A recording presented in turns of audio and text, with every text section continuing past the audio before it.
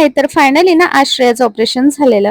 त्याआधी सकाळी सकाळी मस्त कार्टूनची गाणी लावून दिली होती प्रिशूला आणि तिचे गाणे बघणं होईपर्यंत पटापट सर्व कामं आटोपली आणि तिघही बापलेका हॉस्पिटलला जायला निघालो. तिथे पोहोचून बघतो तर श्रेयाला सलाईन वगैरे आधीच लावलेली होती. तिला ऑपरेशन थिएटरमध्ये न्यायला थोडासा वेळ होता कारण अॅनेस्थेसियाचे डॉक्टर यायचे होते.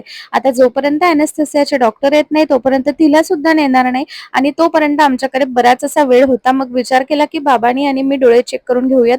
आईने आधीच डोळे चेक केलेले होते. बऱ्याच दिवसापासून आमचं रखडलेलं होतं की डोळे चेक करायला जायचं पण जाणं काही होत नव्हतं. अनायसे इथे आलोच होतो तर म्हटलं डोळे चेक करून घ्याव्यात. तर हे आहे अमरावतीचं PR पोटे कॉलेज. इथे सर्वच डॉक्टर आहेत, तज्ज्ञ आहेत, ॲडव्हान्स टेक्नॉलॉजी आहे.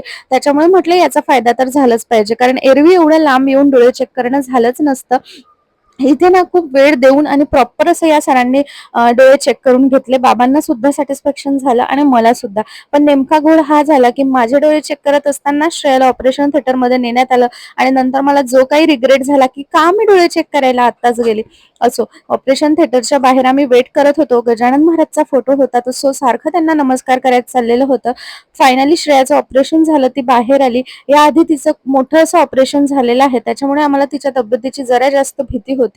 पण सगळं व्यवस्थित झालं. नेमकंच तिला बेडवर आणून ठेवल्यानंतर ना तिच्या अंगामध्ये एवढी जास्त थंडी भरली की लिटरली ती हलत होती. त्याच्यामुळे सर्वच डॉक्टर वगैरे खूप घाबरून गेलेत. पण घाबरण्यासारखं काही नव्हतं. थोड्या वेळामध्ये ती स्टेबल झाली. त्यानंतर तिला ब्लँकेट वगैरे हे सर्व देण्यात आलं. आता माझ्या ऑपरेशनच्या वेळी सुद्धा ना श्रेयाने व्यवस्थित क्लिप्स घेतल्या होत्या. पण माझ्याकडनं नेमका घोळ हा झाला की मी कॅमेरा अशा पोझिशनमध्ये पकडलेला होता की नेमकं वरचे लाईटच आले फक्त.